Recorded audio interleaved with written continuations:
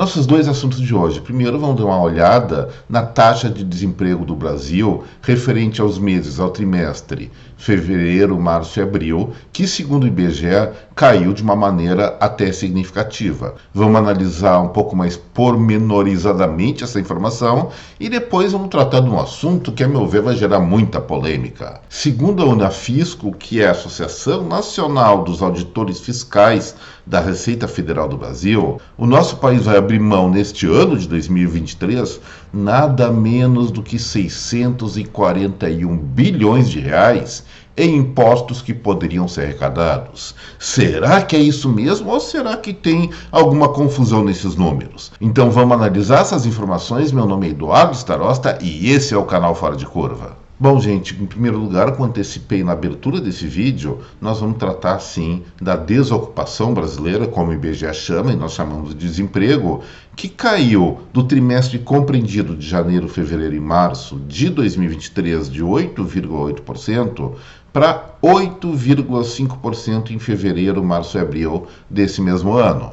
O que será que aconteceu? Eu tenho falado tanto aqui que eu estou enxergando uma queda do nível da atividade da economia. Como é que o desemprego foi cair num contexto desses? Bom, a primeira explicação é que as coisas não acontecem instantaneamente. O normal é que, passado o primeiro bimestre do ano, especialmente janeiro e fevereiro, os dados de desemprego comecem a melhorar em função de novas oportunidades que se abrem pelo retorno das férias. É natural, o ano civil começa no Brasil verdadeiramente em março e em abril realmente é típico nesse período do ano maiores ofertas de emprego. Mas será que encerrou a nossa análise aqui? Nada disso. Vamos entrar um pouco nos dados do próprio IBGE para ver como se formou essa queda do desemprego nacional nesse período. E aí vamos parar agora de falar em percentuais e sim, falar em números. Segundo o IBGE, segundo a pesquisa PNAD que eles fazem, nesse caso mensal, no trimestre de janeiro, fevereiro e março, haviam 97.825.000 empregados no Brasil, seja com carteira assinada, seja sem carteira, autônomos, enfim, pessoas trabalhando formal ou informalmente. Esse número, já no período compreendido entre fevereiro, março e abril, passou para 91.031.000, ou seja, uma alta de 0,21%. Como que se distribuiu essa alta? O número de empregados formais nesses dois conjuntos de 3 meses que nós estamos medindo aumentou 0,30%, de 66,97 milhões para 67,18. No mesmo período do ano passado, essa alta foi de 1,58%. É claro que tem que dar um desconto, que ali era a recuperação ainda da pandemia, especialmente no setor de serviços. Agora, olha só, gente, se a gente pega o emprego privado, que é o com que eu me preocupo, que é o que eu analiso mais, houve um crescimento quase neutro de 0,08%. Onde estão as contratações, então? Emprego público. Os empregados no setor privado, nesse período, tiveram uma alta de 1,44%. Passaram de 11.785.000 para 11.955.000. Então já fica fácil concluir que, assim, o setor público, não só o federal, mas estaduais e municipais, que estão impulsionando uma manutenção do emprego nesse momento da sociedade brasileira. E se eles estão aumentando o emprego, significa o quê? Precisam de mais dinheiro para pagar salário. Da onde que eles vão tirar esse dinheiro? É mesmo, né? Do nosso bolso aqui. E depois a gente vai tratar desse tema de novo no próximo assunto.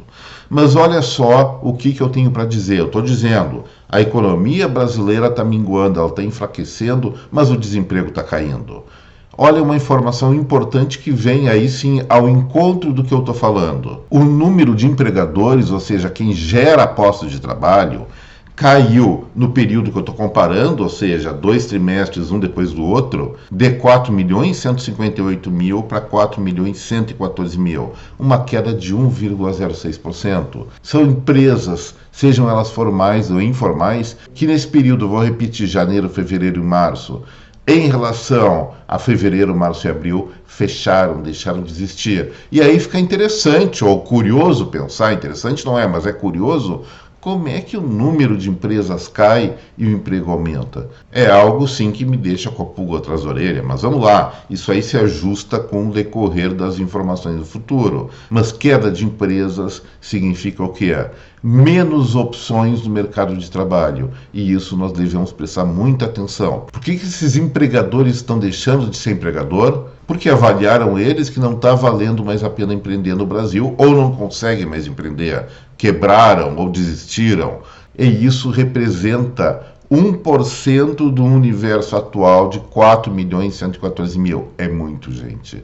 É muita empresa que fechou, e isso sim é preocupante. E para fins conclusivos, ainda tem que registrar que também caiu o número de empregados sem carteira assinada, o trabalho informal. Não que eles se formalizaram, mas é que a economia informal, pelo menos no Brasil, é a mais sensível em relação às alterações conjunturais. Ela é a primeira a se antecipar num momento de crescimento e também a primeira a sentir os efeitos de uma eventual recessão. O número de empregados nesse segmento caiu 0,63%, chegando a 12.725.000. O que eu tenho a dizer sobre isso, então, para concluir? É natural que o desemprego nesse período do ano realmente recue, em função das demissões dos trabalhadores temporários que se concentram em dezembro, mas estatisticamente aparecem no desemprego a partir de janeiro e um pouquinho em fevereiro. Então, há recuperação disso, mas essa recuperação não está sendo intensa o suficiente para garantir uma melhoria no mercado de trabalho. Nós estamos vendo aqui, sim, essa pequena recuperação que poderia ser maior. No ano passado, repetindo, a alta foi de 1,38% no emprego nesse segmento, pelos dados do próprio PNAD do IBGE. Então, nós temos alguns momentos, sim, preocupantes pela frente na questão da empregabilidade. É provável, muito provável, mas está um pouco meio atrasado as agendas de divulgação de informações do governo, que amanhã ou até hoje, no final do dia, saia os dados da CAGED, que mostra a empregabilidade, o número de empregados no Brasil, a variação do emprego. E os dados de abril deverão ser muito esclarecedores nesse sentido. Vamos aguardar e daí nós aprofundamos, sim, essa análise. Mas, por enquanto, sim, o desemprego caiu, é fato, o IBGE está mostrando isso, porém, não o suficiente para garantir um país que vai trilhar o resto do ano sob a égide da prosperidade. Vamos esperar, gente. E o segundo assunto do vídeo de hoje, eu também acho muito curioso, espero que vocês concordem comigo, mas antes uma pergunta. O Estado, o poder público, nós devemos obedecer ele ou ele deve obedecer a gente? Ele deve expressar a vontade da população? Segundo a Constituição brasileira, todo poder emana do povo, ou seja, nós somos os chefões. Então, vamos levar isso para a área tributária? Vamos pensar, será que é o Estado que tem que definir quanto de imposto nós temos que pagar, ou é a população, através, evidentemente, de seus representantes legitimamente eleitos, que define essas questões? Sim, a segunda opção é a correta, muitas vezes nós somos traídos nesse sentido, é verdade, mas a rigor, o poder emana do povo, e quem deve definir o quanto se paga para o Estado prestar seus serviços para a gente somos nós mesmos. Se nós queremos um serviço melhor, teoricamente pagamos mais. Se nós não queremos tanta interferência, tanto serviço estatal, nós pagamos menos. Mas também sabemos, é claro que isso aí carrega uma série de distorções, porque normalmente o dinheiro público ou o dinheiro do cidadão brasileiro confiado ao poder público é muito mal usado nesse país. Mas olha só, a Unafisco, como eu falei na introdução, é a Associação Nacional dos Auditores Fiscais da Receita Federal, fez um estudo muito criativo, diríamos assim, dizendo que o governo federal vai abrir mão de arrecadar 641 bilhões em impostos em 2023. O que significa 641 bilhões de reais? É claro, um monte de dinheiro, mas quanto corresponde a tudo que o Brasil gera de riqueza? 8%. Ou seja, a carga fiscal atual gira em torno de 36%, estou sendo generoso, e mais 8%, então ela passaria a 44%. Será que a gente tem condição de pagar essa Babilônia toda? Lembrando que muitas coisas que o Estado deveria fazer, não faz ou executa de maneira muito ineficiente ineficiente, a gente tem que comprar esses serviços no setor privado, como é o caso da segurança, como é o caso da educação e da saúde.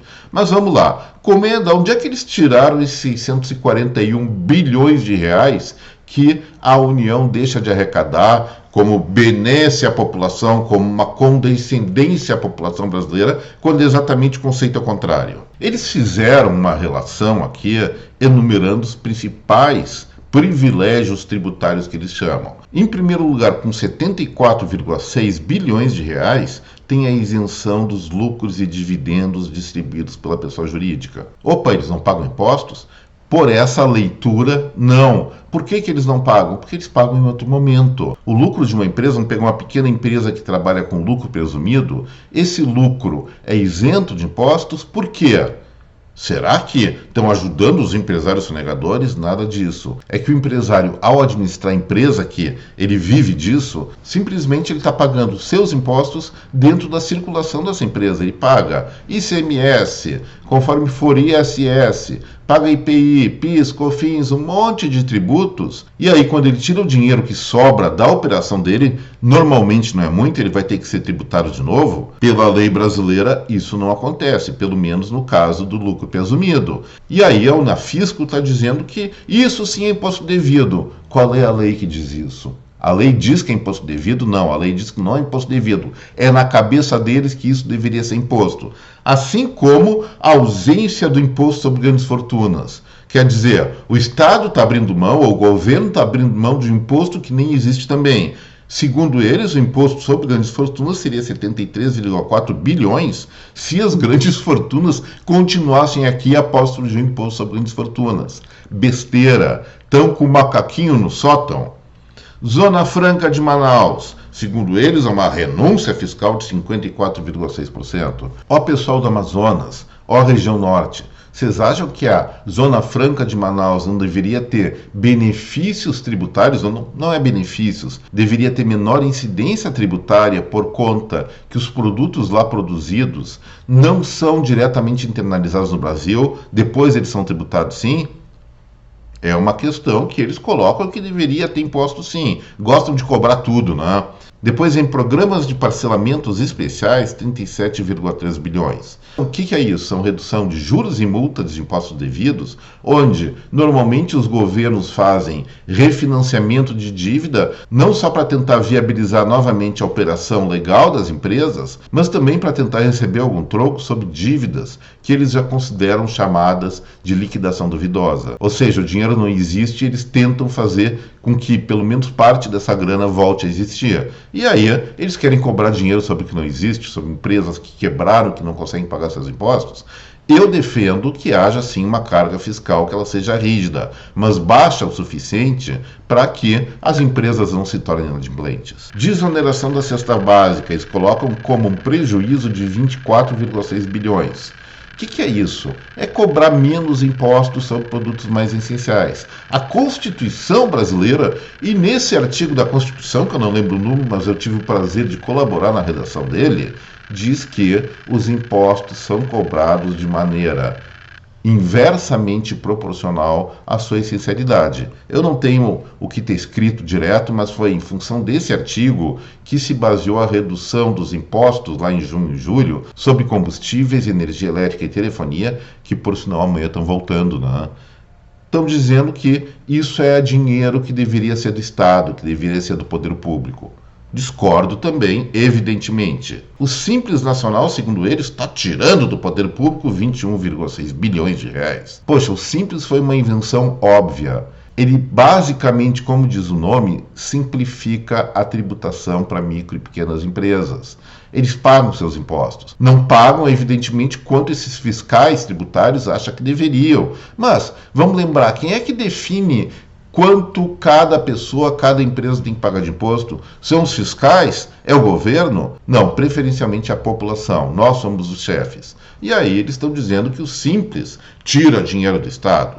Que mentira, que distorção de verdade. É a mesma coisa que mentira, né? Depois, em menor valor, entidades filantrópicas, 14,1 bilhão. Isso aí é um saco de gatos que tem que ser analisado assim, uma a uma, para ver a propriedade ou não das doações.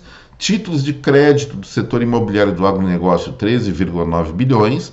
Temos sim que fazer como todos os outros países do mundo, sermos competitivos no agronegócio, e isso gera muito mais riqueza, gera indiretamente muito mais impostos para esses arrecadadores. Exportação da produção rural com 10 bilhões. Eles querem botar impostos, por acaso, sobre a exportação dos produtos agrícolas do Brasil, e aí a gente perde competitividade, não exporta mais nada e perde a principal alavanca da economia brasileira, pelo menos nos últimos 45 anos. Vão pensar bem nas besteiras que eles estão propondo.